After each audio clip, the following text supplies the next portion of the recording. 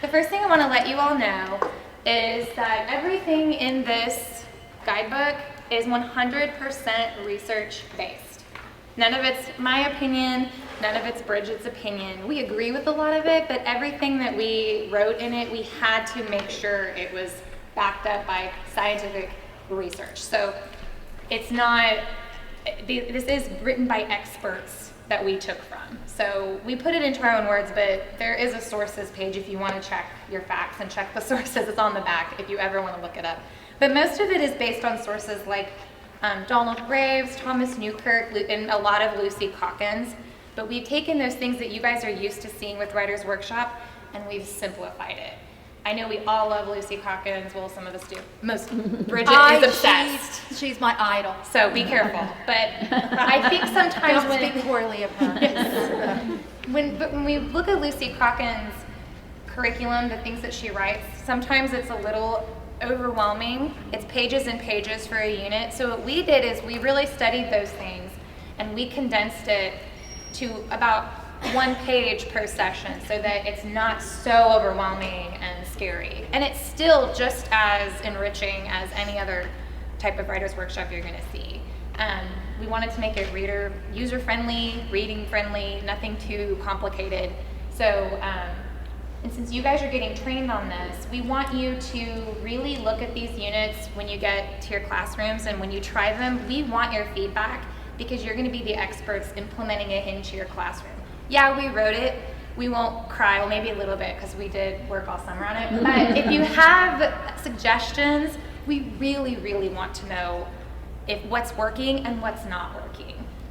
We take compliments too, so you can tell us all feedback, but it's very, very welcome. That's why we're teaching you guys this, because we really want to know if it's working, because next year we're going to really implement it in all the schools.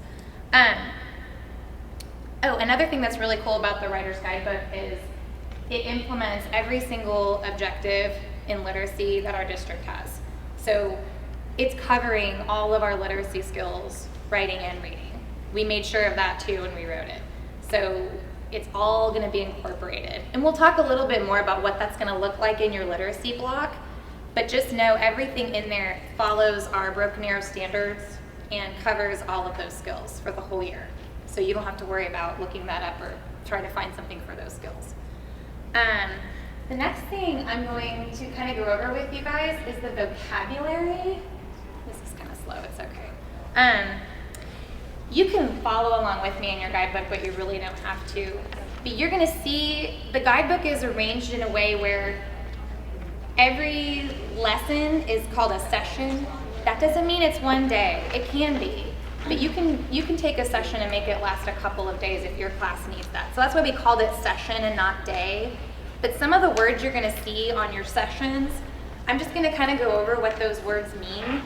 I know that sounds like I'm being condescending, but some of the words are kind of confusing, and we have different, as teachers, we have a different idea of what those words are. Like conferencing, we think of parent-teacher conferences. It doesn't mean that in writing. So I'll explain it real quick. So one thing you're gonna see in your sessions is connect. And that pretty much just means that's the first thing you tell the kids is that's your lesson objective for the day. So they are 100% prepared to know what's happening, what's gonna come up. Another word is modeling. We know what that is. But what that means for Writer's Workshop is you're gonna show your students what you expect of them through your own writing. Everything that they write, you are also doing yourself. So it's called a workshop because you're all working together. You're kind of on the same level as writers.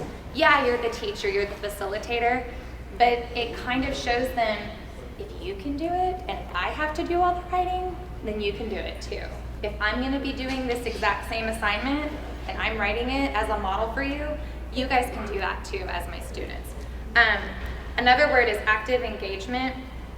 That's giving the students an opportunity to turn and talk with a peer or doing a group discussion. So when you go over the mini lesson, you'll see something that says active engagement. That's letting the students kind of process that mini lesson, and that's your chance to see if they get it and if they're understanding when they're talking to their peers. If not, you can kind of go back to the mini lesson and do it again. Another vocab word is link. And that's the transition from mini lessons to independent work. You're gonna see if they can take what you taught and bring it into their independent work. Here's the scariest word, is conferring, conferencing. I think I have a conferencing slide, I don't know. But the conferencing, that's a scary word because we think as teachers, oh, I have to sit down with a student for 15 minutes and talk about their writing and have a one-on-one time while my class is going berserk. I can't do that. That's not what it is. Margie Moore had a really great substitution word for conferencing. She called them chats. So if this is my class and I'm a teacher and we're doing independent writing, I can come over here and I can just say, oh, this student is working on capitalization. So I can be like, remember our goal is to capitalize the beginnings of sentences. So I want you to work on that today. And see if they're doing it, you're done. That's your conference. So it's a chat. So when you see the word confer, don't think that means you have to like set up a little station at your desk and have kids come to you.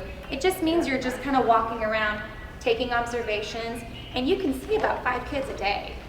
And that counts as your conferencing. So you're probably already doing that anyway. So it shouldn't be, don't let it overwhelm you. And finally is the word sharing. That's how we conclude all of our workshop days. If you don't do anything, if you don't get to some of these, sharing is the most important thing. I urge you to make sure you share every time you do Writer's Workshop. And that's not just students sharing their work, it's students being able to hear writing from somebody else. Not all your kids are gonna get to share every day, but somebody will share their writing and it gives them a chance to hear what writing sounds like from somebody else. And it's okay if they kind of imitate that person or imitate you because they're learning from that share and they're applying it to their own writing. So the first couple of days when I do Writer's Workshop, and Kelsey talked about this too in first grade, I talk about my dogs. I have a pug and an English Bulldog pug mix and my room is filled with pictures of them and I write about them a lot. So then I notice when I'm modeling that, my students will write about their dogs or their pets. And that's okay. If you notice that and you're like, oh, they're just copying me. It's okay, it just means that that's what we do as writers. We pull from inspiration. So it's okay if they do that. You will see towards the end though, as more people share, they'll find other ideas and it's gonna inspire them to do other things. And you'll see by the end of the year, they're really gonna develop as writers and have an individual voice. And that's kind of the goal. Can you pull up the online guides?